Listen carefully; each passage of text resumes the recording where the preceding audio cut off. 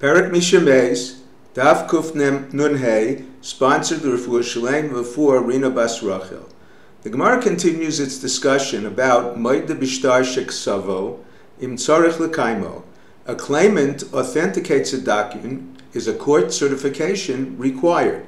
The Gemara concludes reversing initially held positions. Here are the initial and concluding held positions. Initially held positions, Rabbi Meir held one who authenticates a document, qualifying its validity, such as the giver in our Mishnah validates his last will and testimony, but qualifies it, claiming he was a shchimera at the time, must prove his claim. The document is valid, not the qualification. The Chachamim held his qualification is accepted. The recipients must validate it. Form of validation. Rabbi Yochanan held Raya Be'edim. Recipients must bring witnesses he was healthy at the bequest. Reish Lakish holds Raya B'Kiyum Ashtar. Certification of the document suffices. Concluding positions. Rabbi Meir holds the qualification and validates the document.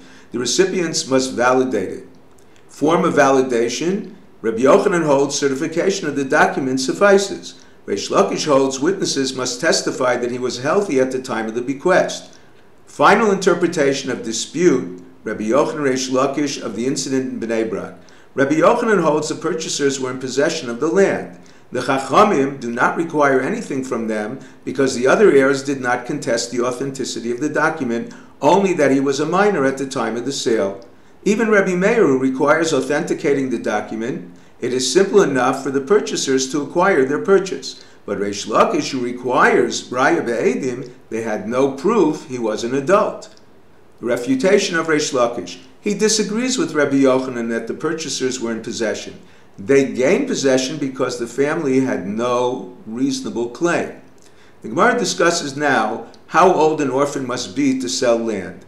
Biblically, an orphan can sell from his 13th birthday or from the appearance of 2 pubic hairs. This is true even rabbinically for movable property. In fact, the Chachamim instituted these rights at 6 or 7 to make it easier to procure their needs. However, land is a matter of dispute. They were concerned purchasers would take advantage of them. One opinion holds 18, 1, 20. A question. If one who sold in Bnei Brak was 20, why was it necessary to examine him for pubic hairs? Once he reaches the age of 20, with no signs of adulthood, it is assumed he is a saris, one who will never mature, prohibited to perform yibum or chalitza. The answer. It is assumed he is a saris only if he exhibits other signs indicating he is not maturing. Otherwise, he remains a minor until the age of 36, accepted to be most of his life based on the verse Yimei Shenoseim Shivim Shana. One who is very thin is advised to put on weight. One overweight is advised to lose. Another dispute in the name of Rav Nachman is whether Toch Hazman Kilifnei Hazman, can he sell as soon as he enters his 18th or 20th year, or only from his birthday?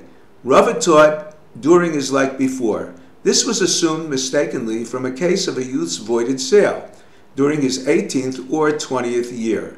In fact, he voided it because he gave away his slave instead of selling him for a fair price. The next inquiry concerned a 14-year-old girl who developed a business acumen. The inquiry could have been concerning a boy, bar mitzvah, or a girl, bat mitzvah, age. The inquiry was based on an actual case. Rava answered, if they display a business acumen, they are permitted as soon as they reach adulthood. Rava once had to decide about a youth based on conflicting behavior. His family members advised him to throw date pits in Rava's house to void his sale, and the purchasers advised him to claim Rava's scribe was overcharging for a document, the price for a whole Megillah, indicating no one can take advantage of him. Although he was advised to make this claim, Rava decided the fact he grasped the claim made him sufficiently mature to conduct business for his estate. His throwing pits demonstrated a lack of manners. As far as testimony, an adult male can testify immediately concerning movable property he is permitted to sell, not land until 18 or 20. A minor, even 6 or 7, although permitted to sell movables, cannot testify. The Torah excludes him. It states, Va'amdu hanashim, not kitani.